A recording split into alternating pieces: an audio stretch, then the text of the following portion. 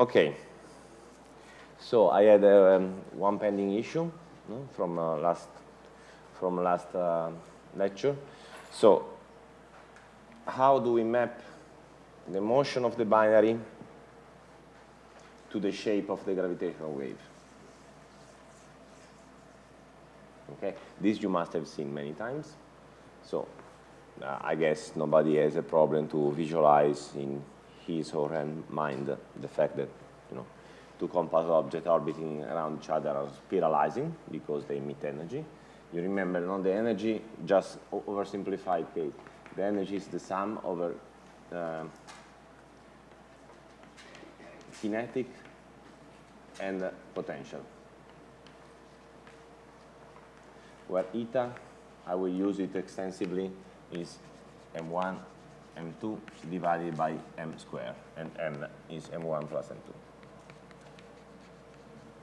Okay, so this is called symmetric mass ratio, you see, because if it was only m1 over m, it would be a mass ratio. If it was m2 over m, it would be a mass ratio. Being m1, m2 over m is symmetric mass ratio. And you see, the reduced mass you might be familiar with is simply the symmetric mass ratio times the total mass. And the total mass is obvious. Okay, so this is the Newtonian energy of a binary system in a circular, of a binary system. Doesn't need to be in a circular orbit. If we are in a circular orbit, the Kepler's law obliges this. I mean, this is valid even in elliptic orbit on average over all of the orbit, but on a circular orbit is valid instantaneously. Okay, if I adapt to circular orbit, then here I get minus 1/2 eta and v squared. Okay. Gm over r is v squared, and then this is minus twice the kinetic energy, so the total energy is minus the kinetic energy. Okay? So clearly, when you lose energy, V goes up, and the energy goes down. R goes down, and the energy goes down. Yeah? Clear, no? So when the two objects are very, very far apart, very slow, and the energy is close to zero. So the energy is very high, it's close to zero. The system is almost unbound. So at the approach, the energy goes negative, negative, negative, negative, negative, until at some point it cannot sustain anymore a circular orbit. Okay, can you hear me? Yes. Yeah. It cannot sustain a circular orbit, and the two objects just collide into each other. Okay. And so to follow this trajectory of the orbit, we need to know how much energy is dragged out by the gravitational waves. Okay. So in order to know that, we have to make a leap. I will write a formula that I will not demonstrate. I will just give a plausibility argument. I will tell you how it is demonstrated, but I will not demonstrate it. So the idea is that the energy momentum tensor of the gravitational waves, so there is a numerical factor, 32 pi g Newton, which for sure I'm not going to justify. I'm just going to give plausibility argument. And then here is like this.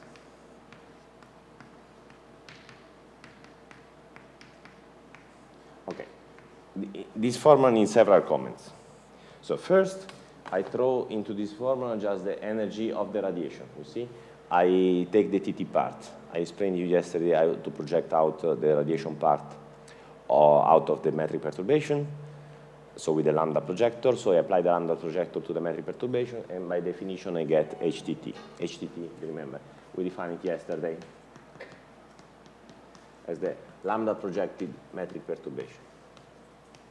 Actually, I didn't define the metric perturbation. Okay, this is not supposed to be a formal course. So I have the metric perturbation. I just throw away by hand the temporal part. I keep the space part, and in the space part I project out with the lambda projector to keep only the TT part, only the radiative degrees of freedom, not the longitudinal one that mediates attraction, Coulombic forces, but only radiation. And now I'm throwing out of the hat that the energy momentum of this a wave has energy and momentum. No? The energy momentum tensor associated to this wave is this. Well, it's plausible, no? Because I have my field, I have one derivative. If it was a scalar field, the energy momentum tensor would be d mu phi, d nu phi. This is basically a collection of 2 degrees of freedom instead of 1. So you remember Hij, I wrote it yesterday, will be something like this. For a wave propagating along Z, it will be something like this.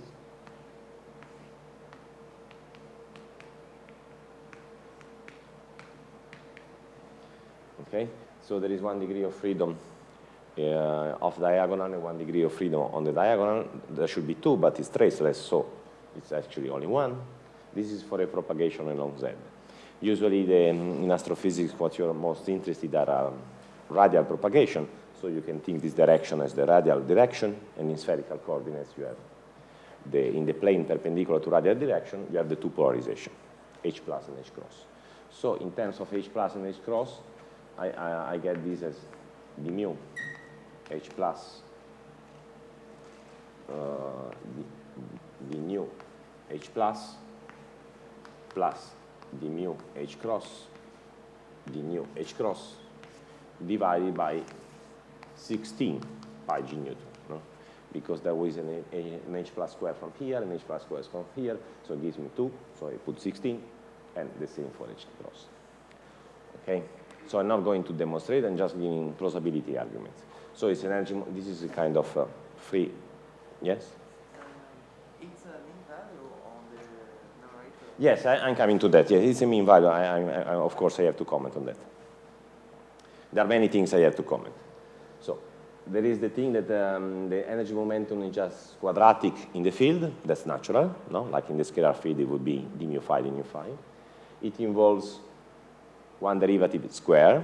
That's also kind of natural. Dimensions, let's look at dimension. This is 1 over length square. So h, the metric perturbation, has no dimension. The derivative has 1 dimension in the denominator.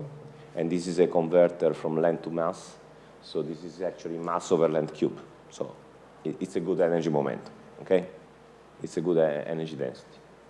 You see, 1 over L, 1 over L, this is L over M. Overall, it's M over L cube. So it's a good energy density, okay? Okay, and now the average. Why the average? Well, the average is nothing to do with gravity, it has to do with waves. Whenever you have waves, you cannot localize in a arbitrary point, in an arbitrarily small point, the energy momentum tensor. The same is electromagnetism. It's the same is for electromagnetism, you know? Because the wave is oscillating, no? There is always one point where the wave is 0, for instance. And you cannot associate the energy momentum tensor of a wave with a point. You can only associate the energy momentum of a wave if you average over a block of space which is at least of the size of the wavelength of the wave.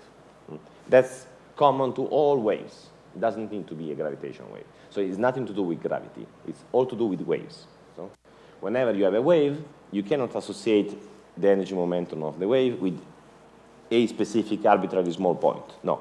You can only associate energy momentum if you average over a box which has the size of the wavelength. Of course, this could be the superposition of many different wavelengths. So the contribution of some wavelengths, you need to average over a size, over a box whose size is at least few wavelengths. Okay? This is not a gravity issue. This is a wave issue in general for all kinds of waves. Okay, so this is the average. But then in the future I will be a bit sloppy, I will forget the average. But just since you're students and you are learning it now, you need to remember that whenever you write the energy momentum tensor of a wave, always, any kind of wave, you have always to average over at least few wavelengths. And again, the wavelengths we are interested in with LIGO, they correspond to a frequency of 100 Hertz. 100 Hertz, when you convert to meters, you use the speed of light.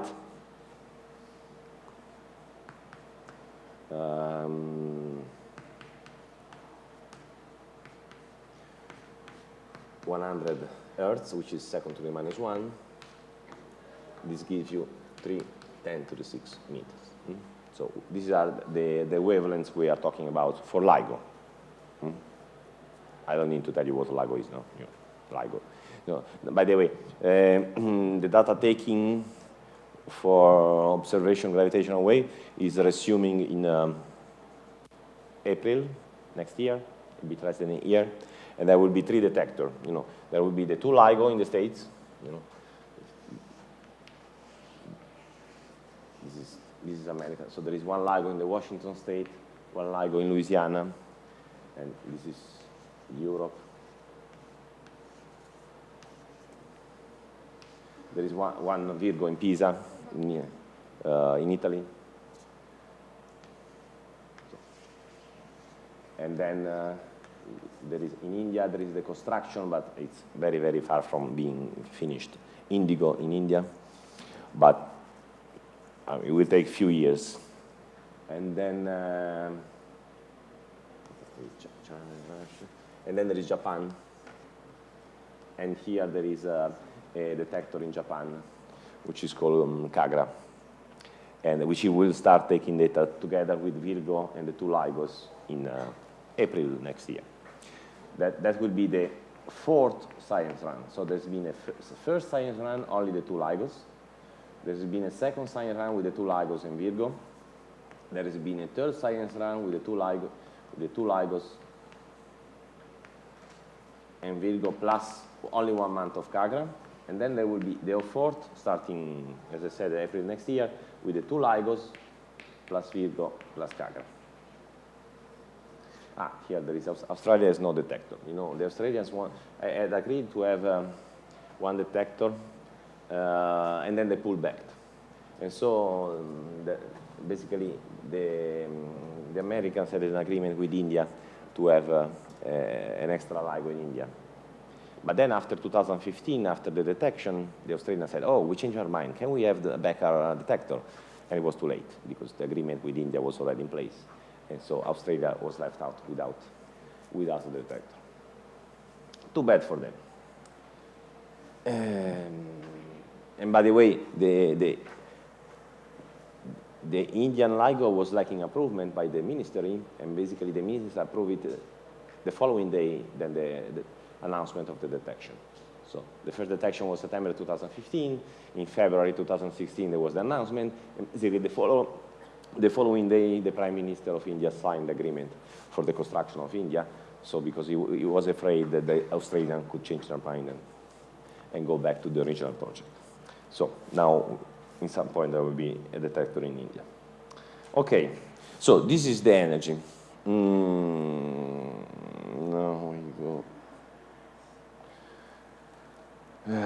Okay, what do we do? Then from this is the energy momentum. So we go to the energy density. Then we just 160 by G Newton H dot square plus H dot square. And you see from now on, I forget the average. The average is always understood. Okay, this is just the same formula, okay? Just specialize to 0, 0. No? This is just the energy. So if we specialize even more from now on to radial outgoing wave, no? There is a confined source, astrophysical source that is emitting a wave, then it means that the whatever polarization, plus or cross, it has a dependence on the coordinate, which is of the type T minus R. T minus R, of course, because the wave is outgoing, is going out from the source to infinity. Then it means that dt of the polarization is equal to minus dr. So the derivative of the wave with respect to time is equal to minus the derivative with respect to space. Or remember our convention plus dr h t minus r. Okay? Or if I use the covariant indices instead of the contravariant, then I have a plus. Okay? Be careful. Yes? Isn't the wave solution the solution from the homogeneous Einstein equation? Yes, the wave solution can be with a source or without a source. Can be a solution of the homogeneous or the not homogeneous. This feature of being function of t minus r, it holds for in both cases. Of course, at the end, we want to relate the property of the wave to the property of the source. So at the end of the day, we want to have a non-homogeneous equation, no, with a definite source. And the source would be exactly of this kind. But this property is generic. The property of the wave is generic, no matter if there is a source or not. But how is the T00 not zero? Well, I'm assuming there is a wave, no? If there is a wave, there is a T00, which is quadratic in the wave, and which involves two derivatives and two power of the fields. No? Like in electromagnetism, what is the energy momentum tensor? E square. No? It's quadratic in the field, and E is made of each E is made of one derivative of the potential. So the metric here is like the potential for electromagnetism, and the H dot is like the electromagnetic field. With the difference that H dot is not gauge invariant, and the electric field is gauge invariant. That's the only difference. Okay. I'm a little bit confused. I suppose that T00 would be zero outside the source. No, that's the crucial point. No, that's the crucial point. I mean, here there is a source. So here you have a T00 of the source, plus you have a T00 of the gravitational wave. Outside, you have the T00 and also the T0R, of course, because there is a flux of the gravitational waves. I mean, that's crucial. I mean, if they don't carry out gravitational waves, this system will stay there forever. But since they carry out energy and momentum, this system will lose energy. Okay? Actually, we will focus on this, on the T00 of the gravitational wave. This is only of the gravitational wave. You see, I'm projecting out only the radiative degrees of freedom. Of course, here there are energy associated also to the sources. And you remember the longitudinal degrees of freedom are fixed by the sources, and they also involve some energy, but I'm not interested in that. Actually, that's the energy that changes to balance the flow of energy from gravitational wave. No? This energy is the energy of the source. It's not the energy of the gravitational wave. And this actually changed exactly to balance the leak.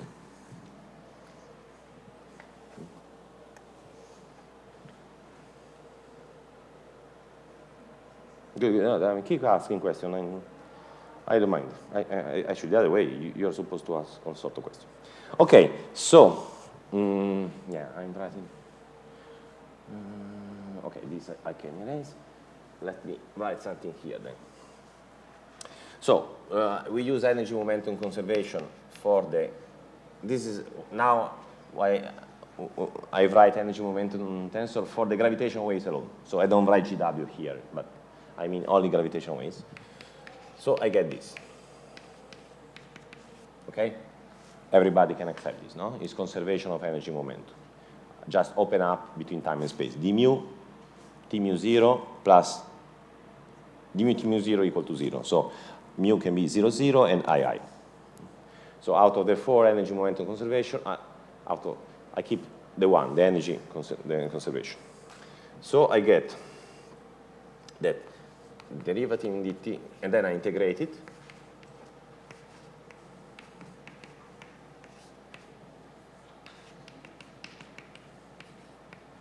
Okay? And then I use the divergence theorem. You know, this is a pure divergence. I can translate it to a flux. Okay? So this tells me that the energy included inside the volume V, inside this volume V,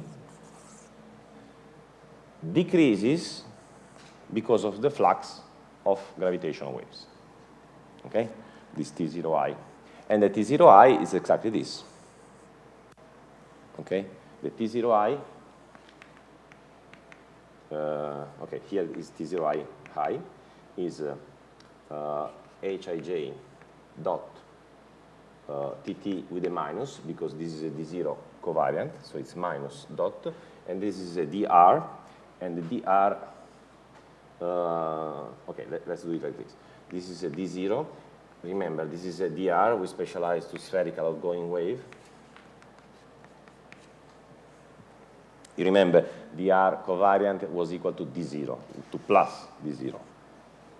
Yes. So I can put a D0, but now I have two 0i.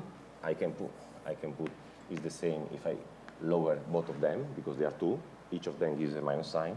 And so a D0 is like a dot. Okay? So this is the flux of gravitational wave, which is basically equal to the energy density, as expected. You know, they are massless particles, so the energy density is equal to the flux. And if I want to get, I need some space now. Let me cancel my beautiful map of the world with the position of the detectors. Ah, no, by the way, before I cancel it, so let me remind you. So there is the project to have a third generation detector. So it's not decided yet if it will be in Sardinia in this island off the coast of Italy, or in the place at the border between Holland, Germany, and France, here. So these are the two main proposals now. But now Germany is waiting in. So, you know, Germany is the richest country in Europe and possibly one of the richest in the world. So if they decide to do something, I mean, they will do it. So Germany say, oh no, we have enough money to do it alone. So they are also proposing to have it in Germany. So there are three projects which are competing. I mean, it's the same project, but they are competing where to put it. In Italy, in Holland, or in Germany. I guess the Germans will win because they have more money. And there is another project to have one in Arizona,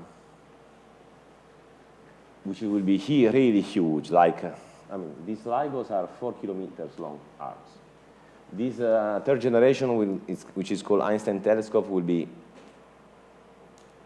it's not clear yet, 3-4 kilometers long, and will be maybe triangular, maybe L-shaped, we don't know. This one in Arizona is crazy. You know, Americans, when they do things, they do big. It will be something like 40 kilometers. Or, I don't know. Yes. Yeah, it looks crazy. But, you know, I don't know. I flew once over that part of America, and, you know, for 1 hour, you only see desert. I mean, it's incredible. So if you flew through the Amazon for 1 hour, you only see trees, which is good. And here, for 1 hour, you only see desert. So they have no problem to make 40 kilometers. But this is a project. I mean, it's not guaranteed.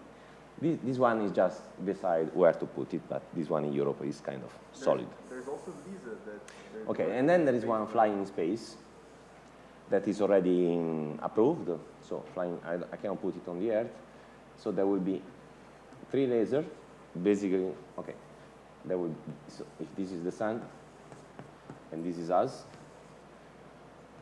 LISA will be basically in the same orbit around the sun, but of course some 20 degrees apart from the Earth. And there will be 3 lasers shooting one to each other, and of order of millions of kilometers will be the arms. So, and this will monitor also gravitational waves in the space, and this can see gravitational waves at much lower frequency because you're not, you don't have the noise in the Earth of vibration of the soil. So this can reach 10 to the minus 3 Earths, whereas all these Earth-based projects, they go from 10 Hertz to the kilohertz. Okay, so this will be LISA, and which is already approved. I mean, it's really in construction. This will happen. In 10 years, we'll have LISA. This will also happen in 10 years because, you know, the European Union is putting a lot of money. You know, they're just fighting who is hosting, you know, because, of course, having the site is a lot of money, no? Because you build there, then you pay people there. So Germany, Holland, and Italy now are fighting to have the site in their own land. But whereas this in Arizona is more, I don't know, less certain because it's more of a project. And who knows, maybe there will be, at some point in 20 years, we'll have one in Brazil. Yeah. Not for now. Maybe before my retirement age. Right. Marginally, probably before your retirement age. Then it's a safer bet.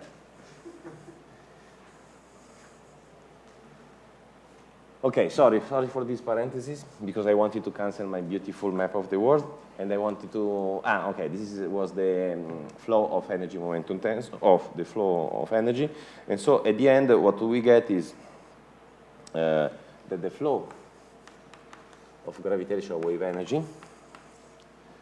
Once we take, you see, this is the flow. Is an energy per unit volume. So by using the Gauss Theorem, I get that the energy in dT will be, if I plug back 16 pi g Newton, will be h plus dot square plus h cross dot square. This is the, I use the Gauss Theorem. This is the energy. I derivate by time. Is given by this, integrated over the surface. Okay? I'm just using the Gauss Theorem there. Integrated over the surface.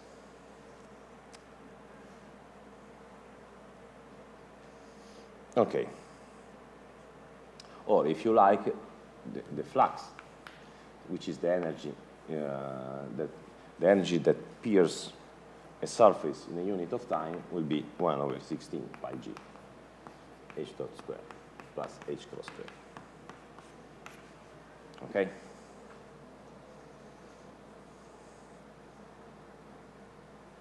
So this is sort of luminosity function. This is a power. Now this will be watt. You know, when you receive the electric bill at home, you receive how many watt you consume times the time. Watt per hour. So this will be the power that is emitted once you integrate it over the surface. If you don't integrate over the surface, this is the flux that is passing through any definite surface. Okay. So from this, we have basically the basic ingredient to understand the flux of energy that is leaking away from the source. Now we need one highly non-trivial and important ingredient. So we know how much energy is leaking out of the system. We want to know the back reaction over the system, how the system changes radius and velocity because of this back reaction, because of this leaking. What we need to know is how the H, which is emitted, is related to the properties of the source. Okay, this is the very last ingredient that we need. We relate the H, the amplitude that is emitted, to the property of the source, and now we close the circle, because we know how energy is emitted in terms of the property of the source, we know the energy of the source in terms of the property of the source, we short circuit the two, and we see how the property of the source change because of the leaking, because of the emission. And in order to do that, I need to introduce one last ingredient I will not demonstrate, which is the gravitational wave satisfies a box equation, a D'Alembertian equation, with some source. And the source is this. Again, I will not demonstrate. Okay. The lambda projector has to appear on both sides. No? Lambda project the gravitational perturbation, and then I lambda project also the here. Okay? So this is an equation which I will not demonstrate, but I mean, the fact that you obtain a box equation, a D'Alembertian equation, it should be clear from what we said from the first day. This is a radiative degrees of freedom that satisfies the box equation in analogy with electromagnetism. If you really want to derive, you have to use Einstein equation, which I did not introduce. So I will not derive this from Einstein equation, but it can be derived straightforward. Of course, the Einstein equation boils down to a D'Alembert equation only for the radiative degrees of freedom. For the longitudinal degrees of freedom, they do not give a D'Alembert equation. What's on the right-hand side? On the right-hand side must be the source. The energy momentum tensor is what quantifies this quantitative property of the source. There must be a G Newton because it's decoupling. If you send G Newton to 0, you kill the coupling between source and gravity. So a G Newton to the 1 must be there. 16 pi, of course, you cannot get from a heuristic argument. You just have to get the exact Einstein equation and get the minus 16 pi. Okay. So the 16 pi, of course, you get it only from the real Einstein equation. The G Newton must be there because it's the coupling. And the T must be there because it's what gives you the source. Okay? So now there is a crucial simplification that we're going to make, is that, look at this. So, okay, now we know how to solve this, no? It's the Tij minus 16 pi divided by box. Okay, we know what it means. It's the Green function. I don't need to rewrite it. No? It's the Green function with the Harvey boundary condition. Okay, but I want to make a crucial simplification. Okay, let me write explicitly. This would be d3x prime tij of t minus x prime divided by x minus x prime divided by minus 1 over 4 pi, and then there was a 16 pi, so we are left with the 4g. Okay? So this is the solution. The radiative degrees of freedom is sourced by the Tij at retarded time, and of course there is a 1 over r. As usual, now the source is somehow extended, but very, very far away from the observer. So basically this x minus x prime, I just put it out and I call it 1 over r. I forget that the source is extended. I just take the source as point-like at the distance r from me. Okay, this is a very good approximation in general because these distances are megaparsec, gigaparsec, and the size of the source is kilometers or even millions of kilometers. But come on, what is a million of kilometers compared to gigaparsec? Okay, so this is a very good approximation. Here, then you have to be a bit more careful when you replace x dot here, no? Because the energy momentum tensor is really extended only there. So if you get your contribution to the gravitational wave from this piece of the source, it's not the same as the contribution to the gravitational wave of this piece of the source, because this piece of the source is farther away. So it will affect the gravitational wave at a later time. Okay? So you cannot just drop this piece and consider that everything is t minus r. No, because you have to consider the delays. The different sources contribute to the wave that arrive at the same time, but at different times. No? The wave that arrives now will take contribution from here at a time, and it will take contribution from here at a slightly different time. Okay? So if the source is static, that doesn't matter. But you know, if the source is really static, it's not emitting gravitational waves. So you cannot really do this. So what you have to do, you have to, nice way to take into account this is to expand this x minus x prime. I expand it r minus you see, the first order, of course, the order 0 is x prime equal to 0, so I collapse everything to the center, and so x minus x prime is just r. But then there is the second order, you see, this is the order 0. Then is the first order, where I consider that the projection of x prime over the direction of observation, and I subtract it. Of course, the projection of x prime orthogonally to the direction of observation is second order. But the projection of x prime is the variable that runs over the points of the source. The projection of a prime over the source gives you a first order effect. Okay? So this is just a Taylor expansion of this modulus. X minus s prime, no? Modulus of x is equal to r by definition. So this is r, and x prime runs over the points of the source. So this is just a Carnot theorem, how it is called in high school. R minus the projection of x prime over n, and then you have second order and so on. Yes? Isn't that equivalent to taking the first dipole moment? Yes, exactly. This is a multiple expansion. I will come to that in a second. Very good, very good. Yeah? Everybody sees this is a multiple expansion? Yeah? Because you see, when I expand it, I get, let me go up here, 4g over r d3x prime. Then I get Tij at the first order, I get, so the 1 over r here, I don't care about this, right? I 1 over r. And then I get second order, I get Tij dot t minus r, well, there is a minus, x prime dot n. As you can see, this n does not depend on the source, of course, but this x prime, yes. So this x prime tells you that I'm taking the first moment of the source, which is exactly, if this is the monopole, this would be the dipole. But this is not the monopole, we'll get into that in a second, okay? But this is the first moment of the source, and then you have second moment of the source, and so on, okay? So in order for this expansion to make sense, we have to be careful and check that this term is smaller than that, and that term is smaller than this, okay? Otherwise, it wouldn't help to make this expansion. Can everybody see that this term is smaller than this? Look at this. So n is just the versor of the direction of r. R, you see, this is x equal to r, okay?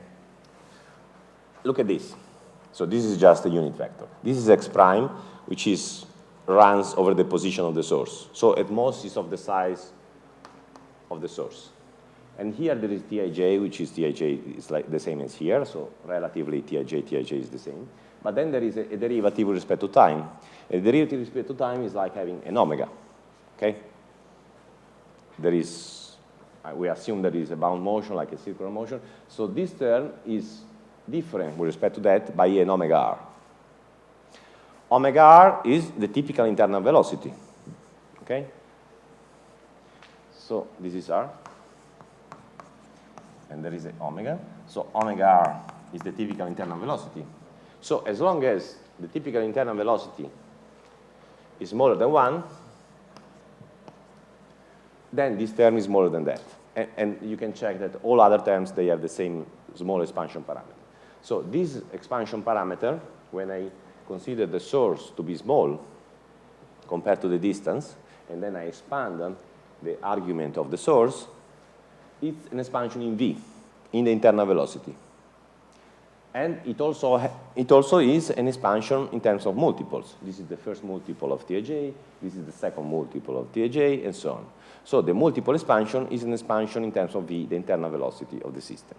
So as long as the system has small internal velocity, I can do the multiple expansion, and it makes sense, and it gives me a nice way to systematize the effect of the source. Okay? And now there is another crucial point. You may think this is the monopole. This is not the monopole. This is the quadrupole. Does it surprise you that Tij is the quadrupole and not the monopole? I mean, for a source, now forget that this is the, let's put it S, because here I was thinking about the energy momentum tensor of gravitational waves. Now I'm talking about the energy momentum tensor of the source. They are very, very different things, of course, no? Because the energy momentum tensor of the gravitational wave is made of h dot square. The energy momentum tensor of the source is made of stuff, you know. For instance, what is the energy momentum tensor of a mass going with velocity v?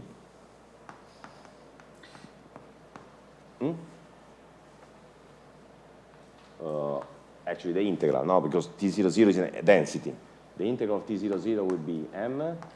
The integral of Tij will be what?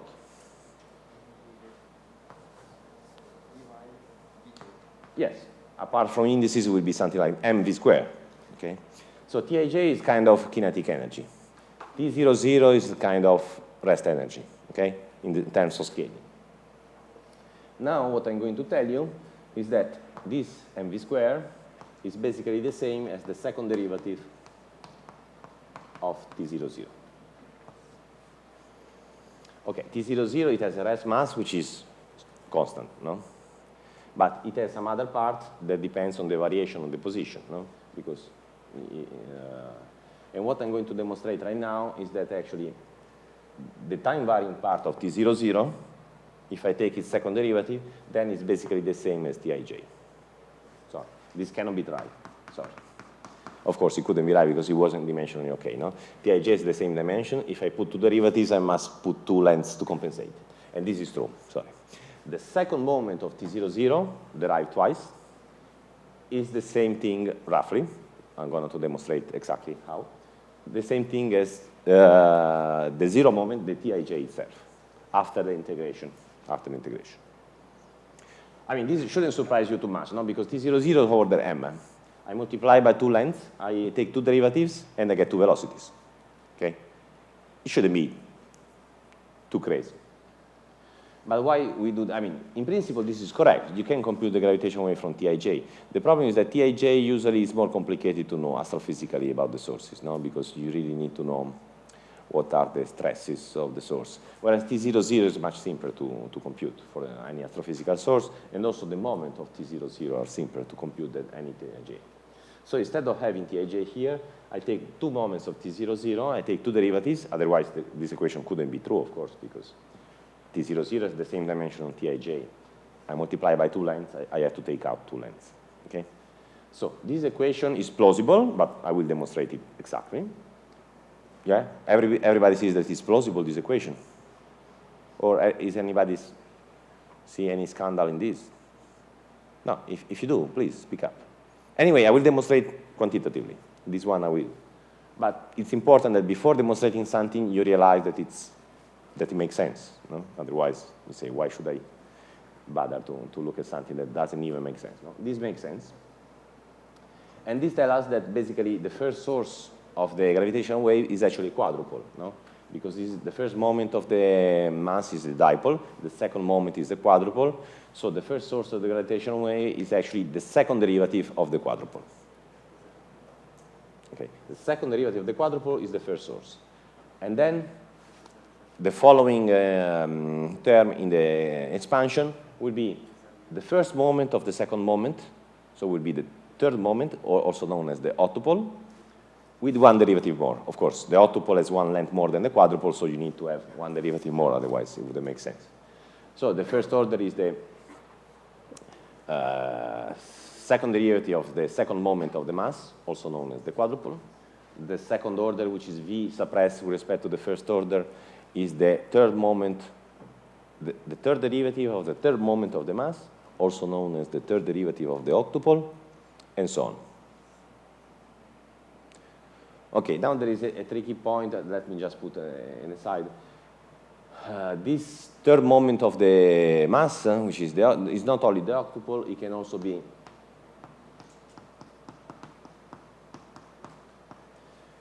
is the same thing as the second moment of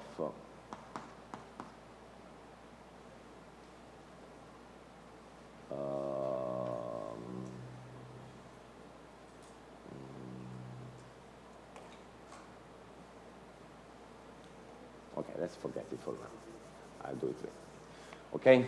So let me now demonstrate this, that the source for the leading order source for the gravitational wave, which is the space-space part of the energy momentum tensor, is actually the second derivative of the second moment of the mass, or the second derivative of the quadrupole under disguise. Okay? This is the second derivative of the quadrupole under disguise. Let me show you. I think I can cancel here at the beginning. Oh. Yeah. Yes. Questions in the meantime?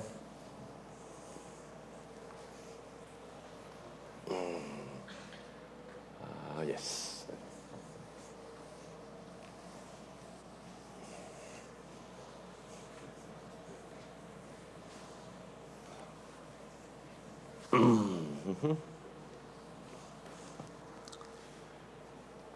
Okay. This is a nice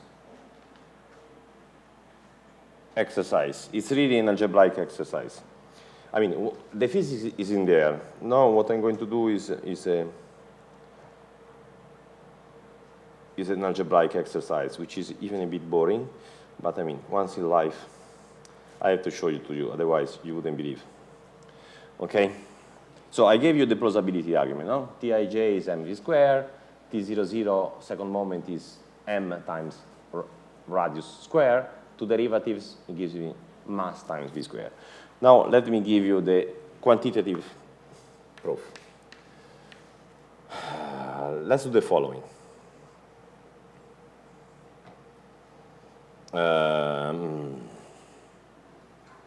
I take the second moment of the mass of the energy momentum tensor in the zero component, and then I say that this, because of the conservation, is equal to minus T0k, comma k xi, xj.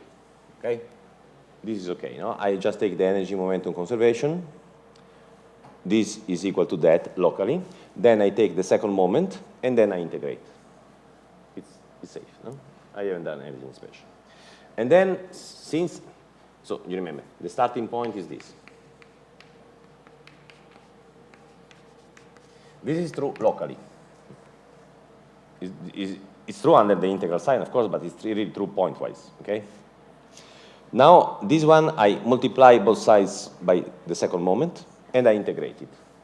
It keeps being true. If it was true locally, then it keeps being true. Okay? But now I can use the fact that I am under the integral sign, and I can do integration by part, and this gives me T0k xi xj, comma k, plus T0k xi xj, comma k, now applied. I use the notation that comma k is a derivative, okay? Everybody's okay with that? Yes. Okay, so this is just a trivial identity, no? Because if I apply the comma k here, I get the original piece, but then I also get an extra piece, which I canceled here. So this is just trivial identity. Now I use the fact that I am under the integral sign, and the crucial thing is that this is a confined source. So this is a source which is 0 outside the finite space, yes? The comma is the covariant derivative? No, is the comma is the simple derivative, because here we are in flat space, basically.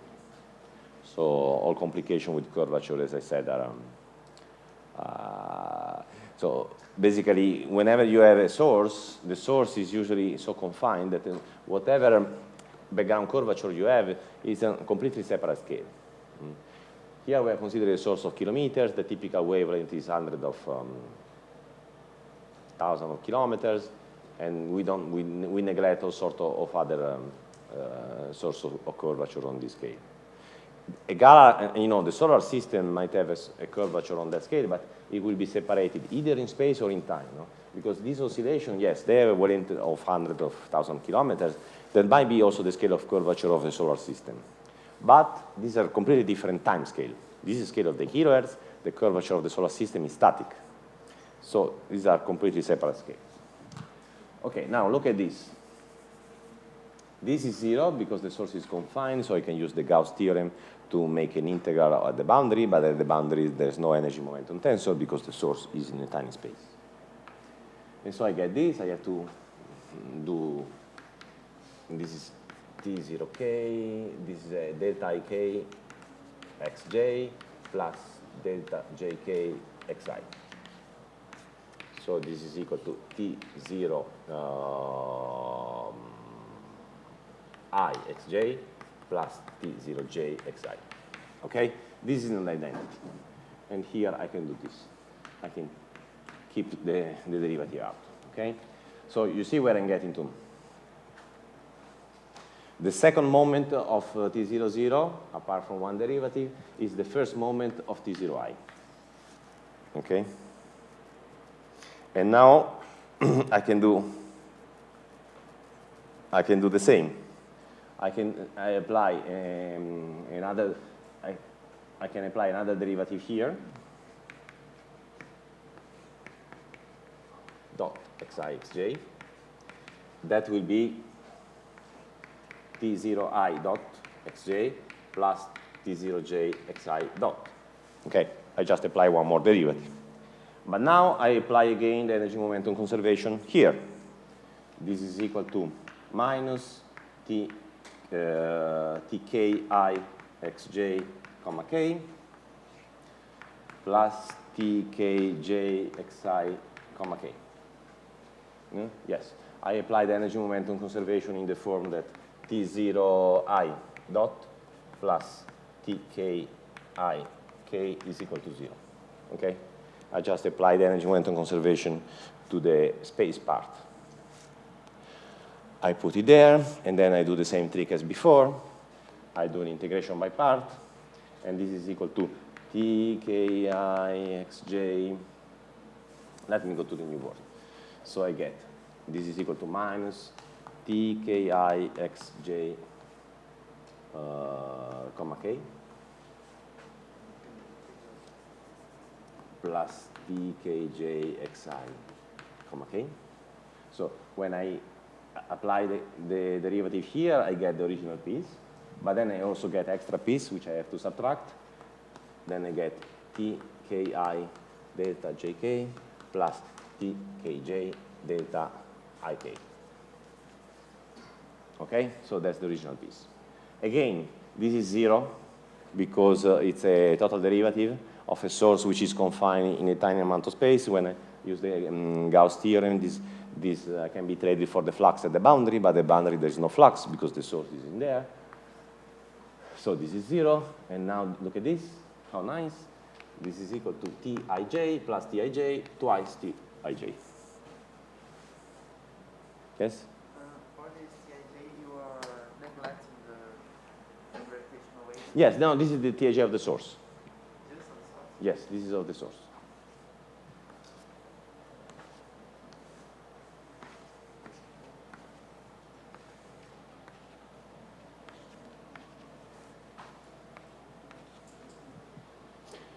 You see, there is a clear hierarchy now because H is T of the source divided by box, H of the gravitational wave.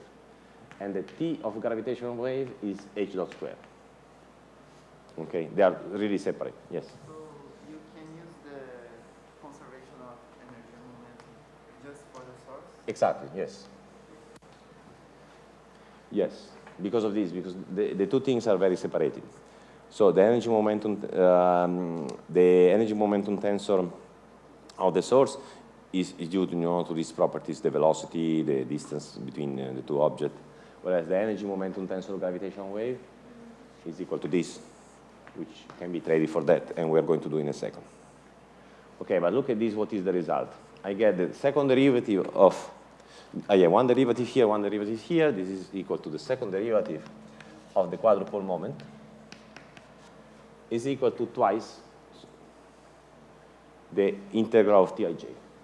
Look at here. Here I have the integral of Tij, so I can replace twice the integral of Tij with the second derivative of the quadrupole moment.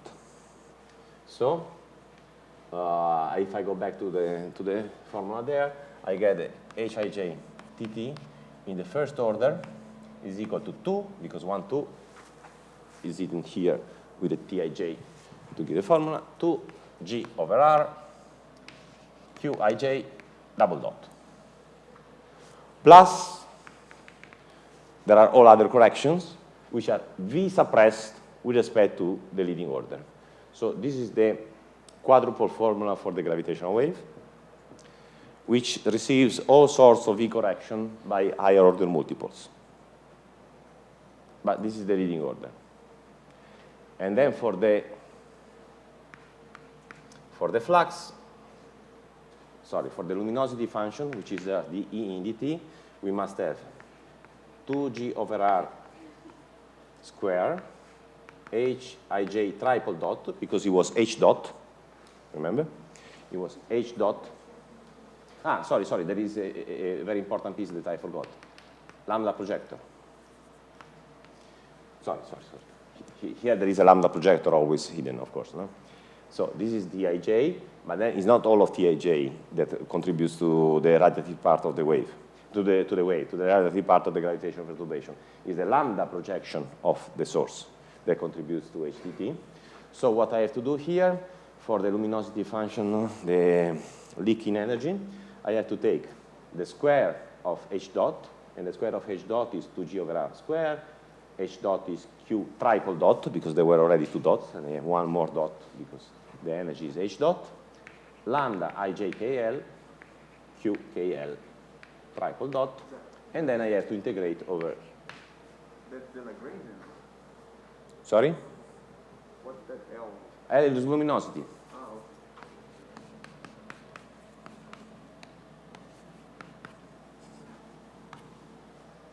Okay? Luminosity. Even in the lamps, if you buy a lamp to put at home, then it's written luminosity. Of course, it's not in. This is dimensionless, by the way, for us, no? Because the mass is the same as the length if I put a G Newton. Okay, this is not dimensionless. This is dimensionless. G luminosity is dimensionless because G times E is a length, time is a length, so this is dimensionless.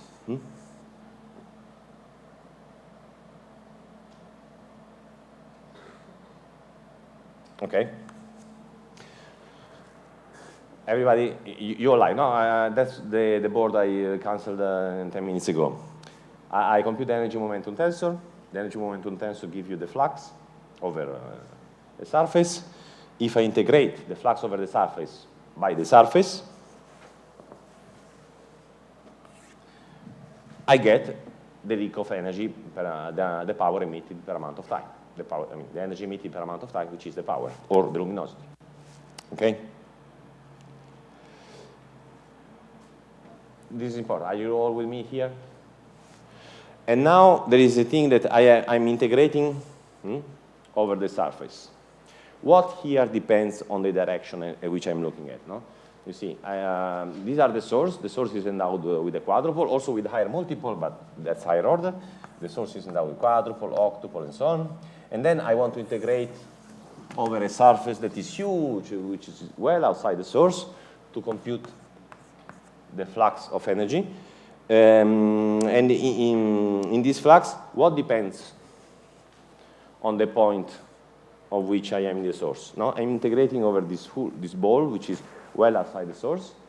So Q is a matter of intrinsic of the source. It doesn't depend on where I'm looking at. Q is the same. The only thing here that depends where I'm looking in the source is lambda. So what I can do is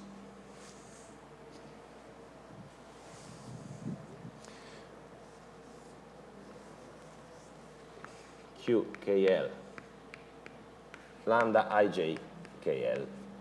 Okay. So this is my luminosity function, which I obtained from the energy momentum tensor formula. I was on the board 10 minutes ago. And this was the solution for the radiative part of the gravitational field. I just plug it here. I integrate over the surface to give the total leak of energy. The only thing is that my integrand depends on where I'm looking at. So for instance, if the boundary is on a plane, the flux going through here and the flux going perpendicularly from the plane can be different. Why not? And this is encoded in this lambda. The lambda projector, you remember how it was made. The lambda projector was lambda ijkl, which was pik pjl minus 1/2 pij pkl. And pij is a function of the direction you're looking at. It's delta ij minus ni and j. So this dA is the surface integral? A is a surface integral, yes. The integral over the area that is this huge, huge sphere surrounding the source, okay? And what is crucial here is that this lambda projector depends on n, okay? So the integral is not, it doesn't give you a 4 pi r square, okay? If this was 1, the integral would be 4 pi r square, the r square would be simplified with that, and the 4 pi would stay. No, it doesn't give you 4 pi r square, but it gives what it gives, and we're going to do in a second. You see, no? Because you are emitting in all directions. But not all direction has the same projection to the TT part. So the gravitational perturbation can be written like this, but we don't want all of the gravitational perturbation. We want only the radiative part. And the radiative part is the lambda projected part of this. And when you project over lambda, it depends where you're looking at. For instance, if you look in the plane of the source, and if you're looking perpendicular, it can be different, just because we didn't, here, this is completely general, we didn't say what are Qs. Qs are just quadruples. What I'm just saying is that the H is the lambda projection of Q, okay? So if I look at one direction, or if I look at another direction, H can be slightly different. Of course, it will depend on Q, which I don't want to specify. I want to keep completely generic. But it will depend on the direction I'm looking at. That means the gravitational strength of our system is the same in all directions, but the strength of the gravitational wave isn't. Okay, let me rephrase. The strength of the gravitational wave can depend on direction. The gravitational bounding energy of the system, well, depends on the system. I don't want to specify. Q is whatever. I don't want to specify what is the source. It's just that the emission will depend on this direction, because this direction projects things. Because if I want to keep only the radiative part is not the same irrespectively of where I see. The radiative part gets a direction dependence. Yes? This means that we can calculate the emergent time with information from... Say it again? Can we calculate the emergent time with the information from the flux? Yes, yes. At the end, yes, we want to get there. So we want to get there. This is the luminosity. So the flux is usually energy rate per surface. Luminosity is an energy rate. So that's what we do. We took the flux and we integrated over the energy, over the surface. But by integrating over the surface, there is this little caveat that the integrand is not constant. So we have to be careful how to do the integrand. So now this is a bit, I have 10 minutes, yes. This is a bit technical, but I think it's instructive and pedagogical, so let me do it in detail.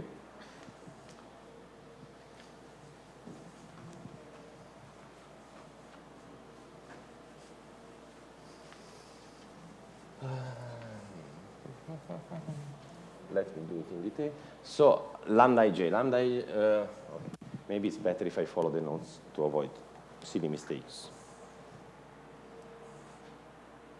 Okay, so lambda ij kl of n is equal to delta ik minus ni nk, and delta jl minus jnl. This was the first piece. It was the pp piece. And then there is 1/2 minus 1/2 delta ij minus ni nj, and delta kl minus nk nl. Okay, this is correct. Now let's keep together things with double deltas and keeps with 2 n's and things with 4 n's. So the object with 2 deltas are 2 j delta kl. Okay. Delta, delta, delta, delta. Then there are pieces with 2 n's. So I have minus delta ik ni and j and l, minus delta jl and I and k, plus 1/2 ni and j delta kl, plus 1/2 delta ij and k and l. Yeah, it's boring, I told you. What can I do? And then I have plus 1/2 ni and j and k and l. Okay, because this is plus 1 minus 1/2. Okay? And then you see, this is the only thing that depends on the angle, on my point of the surface. So this has to be integrated in the omega, basically, no?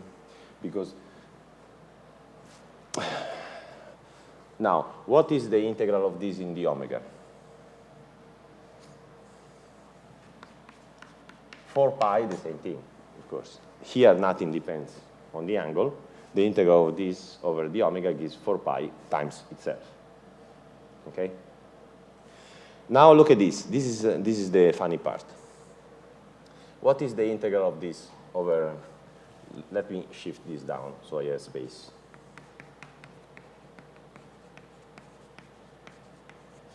How do I do this integral? The integral of nj and l over the angle. Well, the result of this, so minus delta k stay, of course, because it's constant. The integral of this over all of the sphere should give something that cannot depend on n anymore, because n is integrated over. So can only give me an object with 2 indices, and the only object with 2 indices is delta jl. Okay, with the coefficient. How do I get the coefficient? Well, if I take the trace of this would be 1. So after I integrate, the trace of 1 would be 4 pi. So the result of this trace would better be 4 pi. So it should be 3 with a 4 pi in front. Okay, if you don't trust me, you can just plug in the actual values of n. N is sinus theta cosinus phi, sinus theta sin phi, cosinus theta. Just take this and take ni and j and do the integral. That will take you a couple of weeks. And then after a couple of weeks, you come to me and say, oh, you were right. Okay. You see, you just take the pedantic shape of n. You take nx, you do the integral, and you get 1/3. You take nx and y, you do the integral, you get 0. You take nx and z, you do the integral, you take 0, and so on. And you can check that this is true. But this is of course has to be true, no? Because it's the integral of ni and j, it can only give you delta, and the prefactor, you get it by taking the trace. So the same for that. Here I get, here I get minus delta ik, minus delta jl, delta ik divided by 3. Here I get plus 1/6 delta ij, delta kl, plus 1/6 delta ij, delta kl, which is 1/3. Okay? So the result of the first line is trivial. The result of the second line is less trivial, but more interesting. And the result of this last line, now can you tell me? What is the integral of delta ij, delta kl over the spherical angle? Shouldn't it be over 6? No, because there are two of them, you see. After the integral, they are the same. So I multiply by 2. So the integral of ni and j and k and l over the spherical angle can only give me, I'm listening. So yes, there is a 4 pi. Then there is a 1/2 that was there to start with, so I copy it, and then, well, it shouldn't be 4 pi, no, because if the integral was 1, the integral of 1 is 4 pi, but this is not 1. This is an object with indices. So at the end, I must get an object with the ijkl. What object with ijkl can I make at the end? Levittivity. No, well, yeah, in principle, yes, but I have there are 2 reasons why levittivity cannot appear, because I have 4 indices, in 3 dimensions it's always 0, and second, this is even, and levittivity is odd. So levittivity, boo, we don't want. But, okay, nice try. In principle, yes, in principle you can have levittivity. But here we have parity conserving, so if I write a couple of deltas, how do I throw in the indices?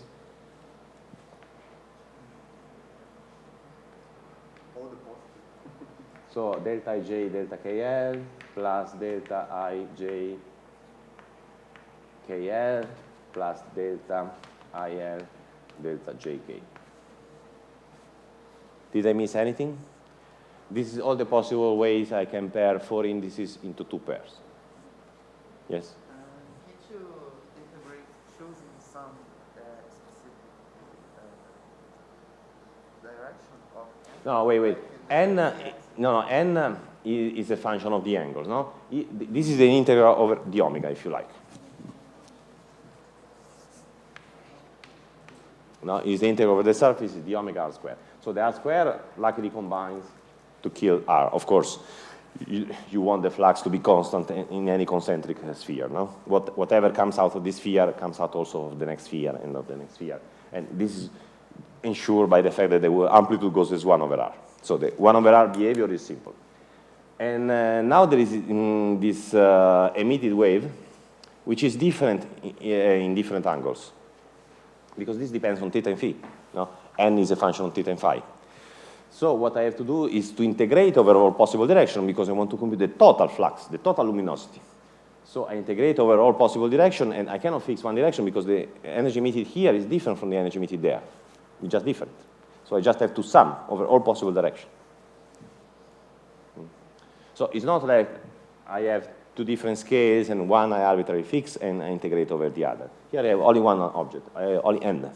I don't have the right to keep it fixed because I want to sum over all possible directions. Okay?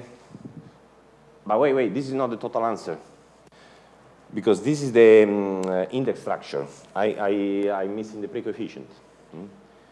No, if this was 1, the integral would be 4 pi over 2. But this is not 1, it's n I and j and k and l. How do I get the prefactor? I just contract everything on the left, I contract everything on the right, and I match the factors. So if I contract everything on the left, I get 1. For instance, if I contract by delta ij, delta kl, I get 1. So the result after contraction should be exactly 4 pi over 2. After contraction, this gives me what? Contract with delta ij, delta kl. This gives me d square, this gives me d, and it gives me d. Okay? So to balance, I have to put d divided by d over 2. Yes? Everybody happy? What's the?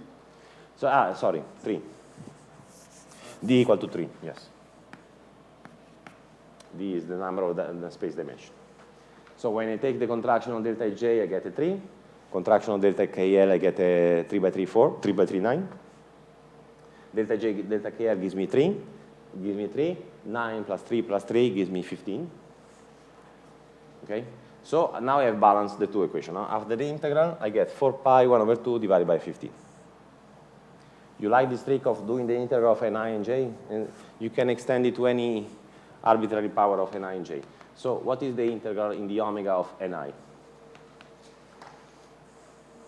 So the integral of 1 in the omega is 4 pi. Let's put the 4 pi here so we get rid of it. Then what is the integral of Ni in the omega divided by 4 pi? 1/3. No, wait. The result should have one index I. No, because here I have one index I. What is the object that can come out with one index I? 0. No, there's no object with one index I. And so it's the same. If I do Ni, Nj, Nk, the omega divided by 4 pi, what do I get?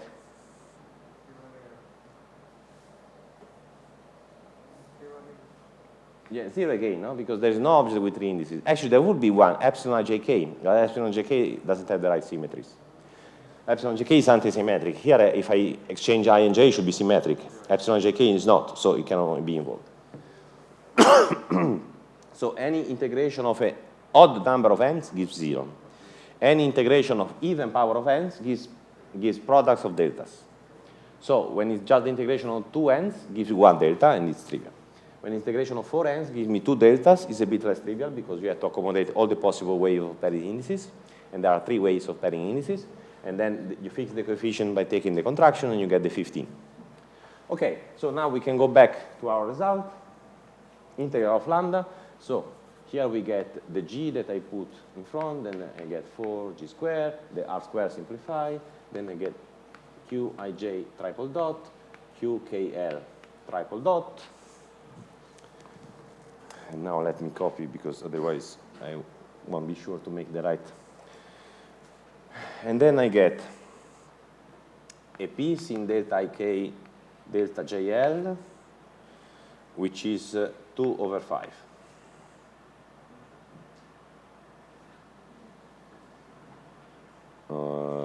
Sorry, there was a 1 over 32 pi g in the energy momentum tensor. In the definition of the energy momentum tensor was a 32 pi g. And then here there is a 4 pi, and then delta k delta jl multiplied by 4 pi, and then I have a piece in delta ij delta kl that is multiplied by minus 2 over 15. And that's it. These are the only two structures that come out. Because, of course, I can have delta ik, delta jl. I can also have delta il, delta jk, but it's the same because the quadrupole is symmetric. So there are only 3 structures that can come out, no? Only these 3 structures. But these 2 are the same because once I contract with qij, qkl, I can swap k and l. No, sorry. These 2 are the same. So this is the result that I get. And so at the end of the day, I get, and then I stop for questions.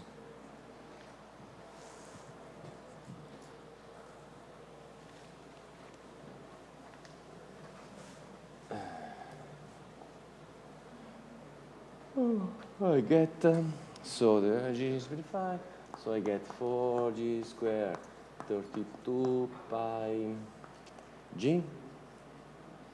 1g simplified because it was g luminosity, not luminosity, and it was qij triple dot, qkl triple dot, and then I get 2 over 5 delta ik delta jl. I put the 2 over 5 in front, and then I get minus 2/3 delta ij delta kl.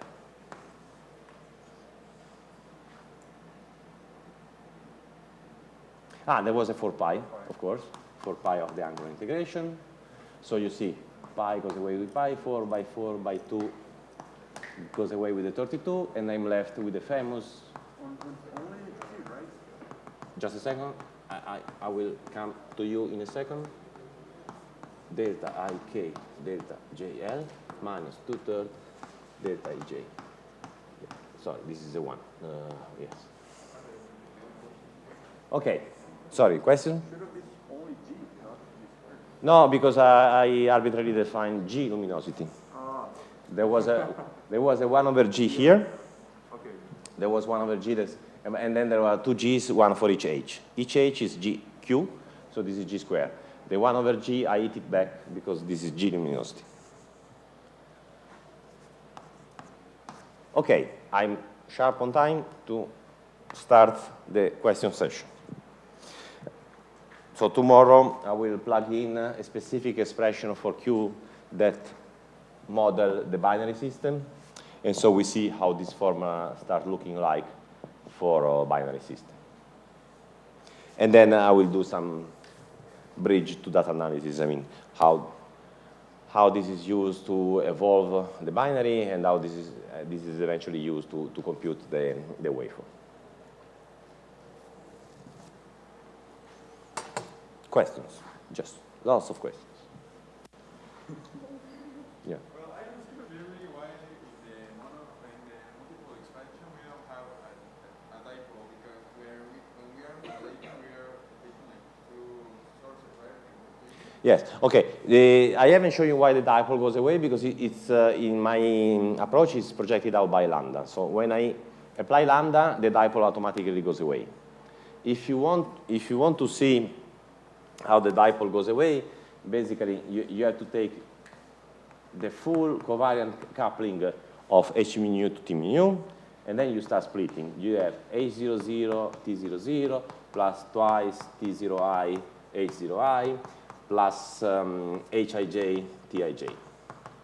So I do my projection in which I cut out by hand this and this. No? All the zero part, I know from the beginning they don't contribute to radiation, so I chop them out by hand.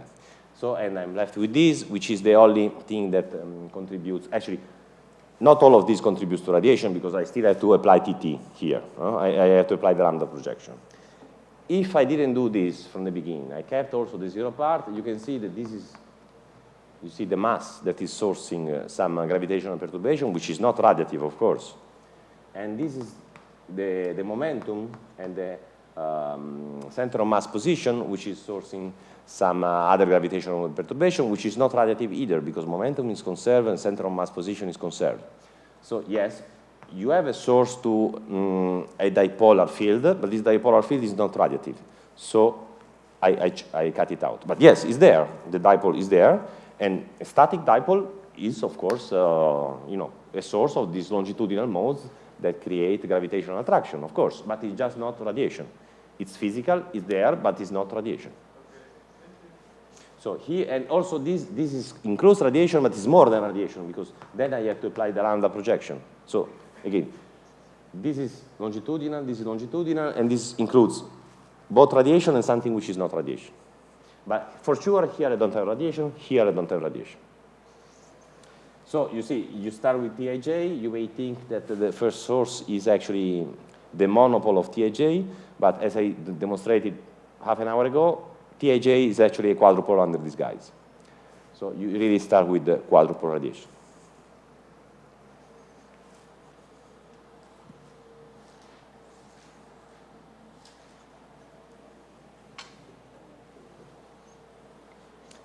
The pound equation is not there yet, so there's no point in going to the coffee break now.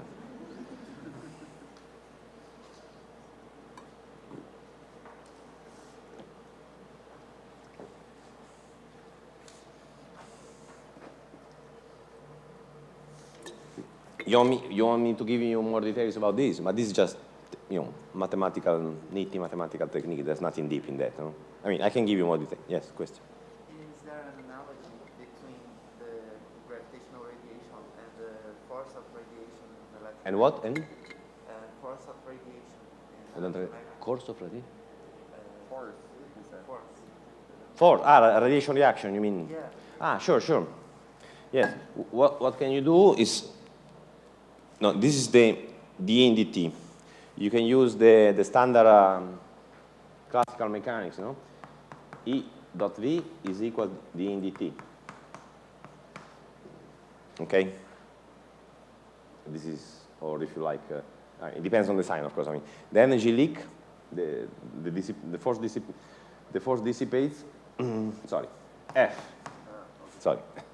F time velocity gives you the energy dissipated, right?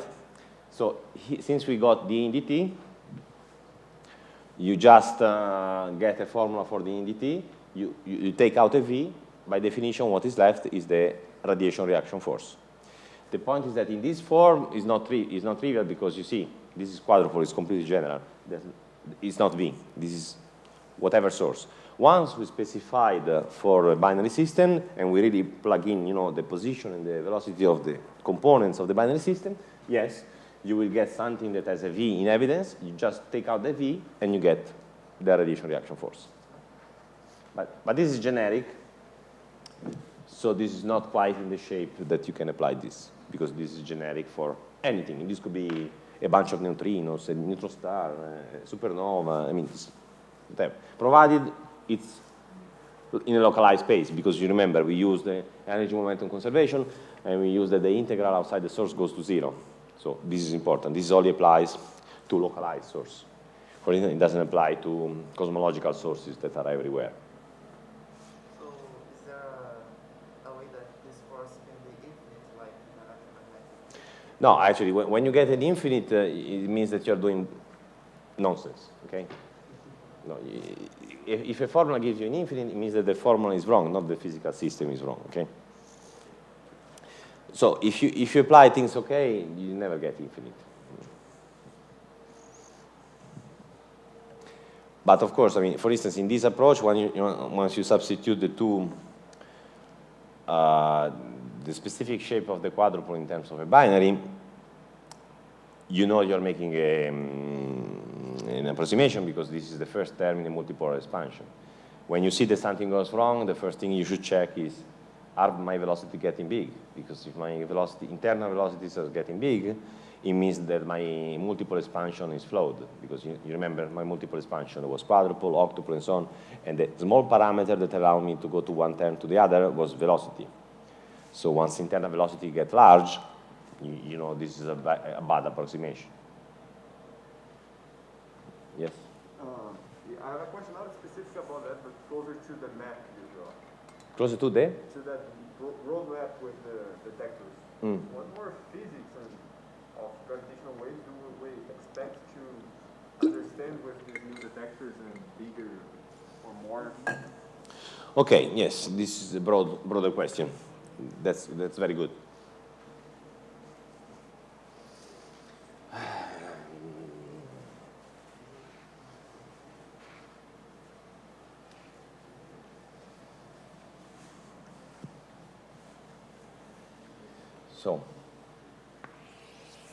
So if this is a frequency, you know, we have the LIGO band is 10 hertz to the kilohertz.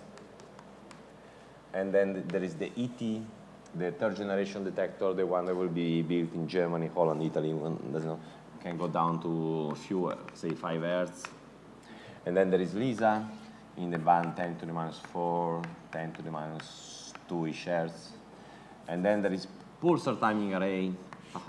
Did anybody knew about Pulsar timing array, which band is 10 to the minus 7-ish, 10 to the minus 5 hertz. Okay, I don't have time to talk about it now. It's basically, the pulsars are very precise clocks. So they like lighthouses, no? They send clocks very, very precisely. So people are monitoring 50-ish pulsars nearby in our galaxy. And if there is any irregularity in the pulses, which is correlating among the 50 pulsars, then it could be ascribable to gravitational waves that has passed through the pulsars, and so it affected coherently all of the signals. Why this band in observation? Because you need months or years to observe. And how much is a year in second? 10 to the 7. So in hertz, 10 to the minus 7. Okay? So this is the typical frequency that you observe pulsar for. So whereas here, okay. So what happens?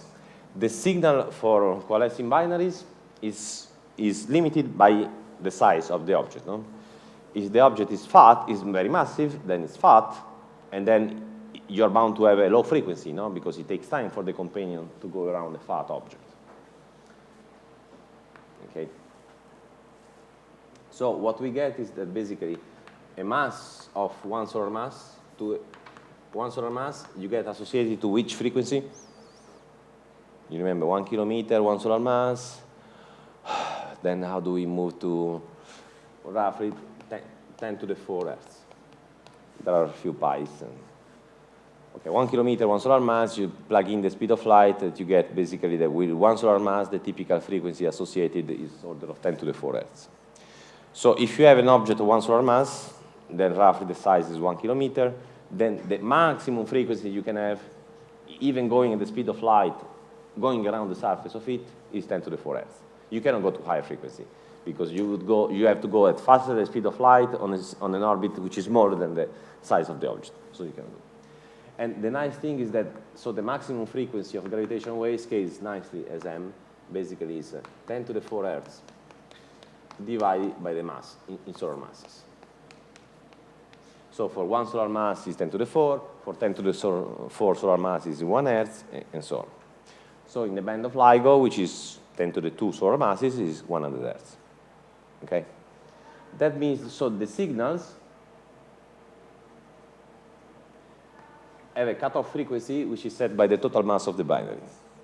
So LIGO can see object with 10 to the 2 solar masses at most. LISA can see object with 10 to the 6 solar masses. Pulsar timing array can see object with up to 10 to the 9 solar masses. Okay? So this is what changes with the frequency, basically. LIGO, Virgo, Kagra, Indigo will see things with the solar mass, hundreds of solar mass at most. Which, by the way, we know they are there, because we know compact object of hundreds of solar mass. Up to 10 to the 6 solar masses, we also know they are there, because in our galaxy, for instance, there is a one supermassive black hole 10 to 6. 10 to the 9, we know they are there. The AGN are supposed to be propelled, in most cases, by supermassive black holes of billion solar masses. And then there is this region, 10 to the 3, 10 to the 5 solar massive black holes. Do they exist? Does anybody know if they exist? Well, if you know they exist and you can prove it, you can gain a ticket to Stockholm, because nobody knows. Okay? Yes? So you're saying that the bigger the mass, the lower the frequency? Yes. Right?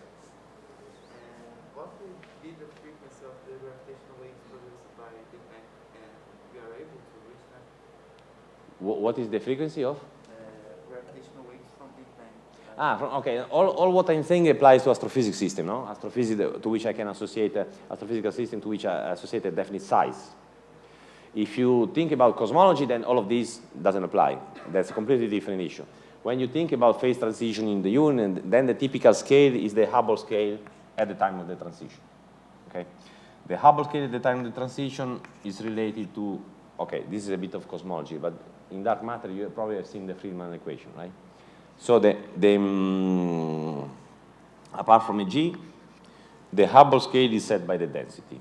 So the energy density is set by the temperature of your the system, the cosmological epoch you are thinking about. So if you look at the Planck scale, then you get an H naught, which is given by this formula. If you're looking at the quark phase transition, then you have the GeV. So you think about your preferred cosmological epoch, you plug in the density associated to that cosmological epoch, and then you get a scale for the Hubble scale at that epoch. And that's the typical frequency of the gravitational waves produced. This is very rough, again. It's just order of magnitude. But this is a very rough estimate of the frequency emitted by that cosmological phase transition, which is completely different from what I've been talking in my 3 courses, no? Because I'm talking about confined astrophysical sources. For global cosmological phase transition, you can apply this back of the envelope calculation. You get the Hubble scale at that epoch, and that's kind of upper bound to the frequency of the stochastic gravitational wave emitted. And there will be some experiments to research for these waves? No, it's the same observatories. No, these are observatories. These are not experiments, because you cannot produce gravitational waves in the lab. No, you just sit there and hope they will come. Basically, what is the temperature of the, I mean, if you have a quark-hadron phase transition, which is strong enough, you can see a signal in LISA, but it's not guaranteed. But so basically, the temperature associated with the quark-hadron phase transition will give you a signal, a stochastic signal in LISA. The point is that for astrophysical system, you know, you get a signal, I haven't demonstrated, I will do it tomorrow, that goes down as f to the minus 7/6. This is an analytic thing that we can compute tomorrow, and then it goes to 0 when it reaches this cutoff frequency. Whereas for this cosmological phase transition, the shape is, I mean, it's completely unknown. It really depends on the details. This back of the envelope calculation just give you kind of cutoff frequency. But if it goes up, if it goes down, if it's flat, it really depends on the physics of the phase transition. So there's no one rule fit all.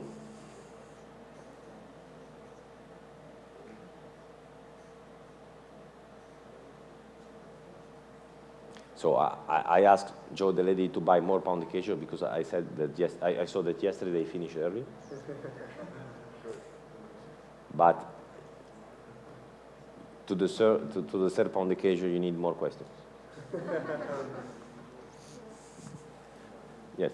What's the case about the gravitational waves being quadruple produced by quadruple? So gravitational waves are produced by quadrupole variating with time. So the question is? What would be the difference if it would be produced by monopoles or? Okay.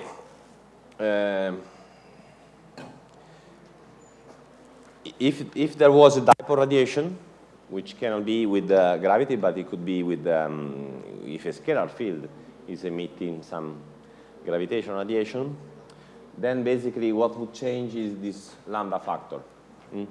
This lambda projection factor will be different. So the integral will be different, but also, you see, this lambda factor is such that you have more radiation, say, in perpendicular to the orbit and less in the plane of the orbit. Basically, you would change this relative emission. So basically, for a binary system, you have more emission here and less emission there, in a way that is computable and will compute tomorrow. If you have some other sources of radiation which is not quadrupolar, then you change this pattern. I mean, you can have more emission here, less emission there. I mean, you can really change the pattern of radiation with respect to the angle to the source. Is there a system that's going to be uniform? That would be monopole radiation. Monopole radiation would be uniform, but yeah, I cannot think of, yes, I mean, scalar radiation can give monopole, yes. Can give some monopole, yes. But, you know, it's very exotic, it's not, yeah. But yes, can be also uniform, yes. But not in GR, of course, not in general relativity. Yeah. You need some scalar fields.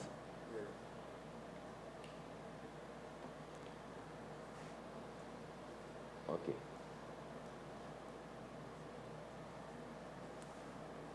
So, 3, 2, yes. Go So the order of the multiple is related to the spin of the field? No, wait. The multiple is only to do with the source. Okay. Here I'm saying that I have considered, no? Sorry, I think the radiation, the first radiation current. Yes, exactly, yes. A very good question. No? The multiple that give the leading order radiation is related to, for instance, A is first radiated by dipole, but then, of course, by all other multiples, A electromagnetic field. Gravity is first radiated by quadrupole, and so on. So, in principle, yes. The fact that you increase the order of the multiple is related to the increasing of the spin. So, in principle, a phi field could have a monopole radiation, in principle. So you can generalize this to every spin? Yeah, no, the problem, yeah, in principle, yes, but the problem is that it has been shown that if I have fields with more indices, like three indices, so spin 3 and so on, it's very hard to make an interesting theory. The theory becomes free. So it's very hard to make an interesting theory. So basically, all these other fields with 3 indices, 4 indices, so spin 3 and so on, they don't seem to play any role in nature. Because if they, first, they don't exist because we don't measure it. Second, if they existed, they would be free to be consistent at the level of field theory. So apparently, we have to be content with these two. Yeah, but like the Higgs field is a scalar field, right? So The Higgs field is a scalar field, but it's massive, no? It's massive, so it doesn't have radiation at a large scale. So electromagnetic and gravity are the two only fields that are massless, so can have radiation at a large scale. So there are other gauge fields, you know, that are weak, and, but you know they get massive. So there is also the gauge field of color, which is massless. But then you have another problem that it's so strong that it is never alone. no long range, right? So yeah, it's never alone. It's always so if you emit one gluon, you immediately get dressed with the quark and things, so it cannot make radiation. Despite it being massless, it's strongly coupled to itself. So gravity is also coupled. You see, electromagnetism is not coupled to itself. So once you emit it, you are fine. It can travel forever, unless it emits an electron, of course. Gravity would be like the gluon because it's coupled to itself, but its self-coupling is very, very small. So phenomenologically, while theoretically it looks like more QCD, phenomenologically it looks like more electromagnetism because its self-coupling is so small that you can actually neglect it in propagation. That means that the source that emitted the wave also attracts the wave? Yes, but that effect is very small, basically, because the self-coupling is very small, yes. Okay. I think you deserve your pondication.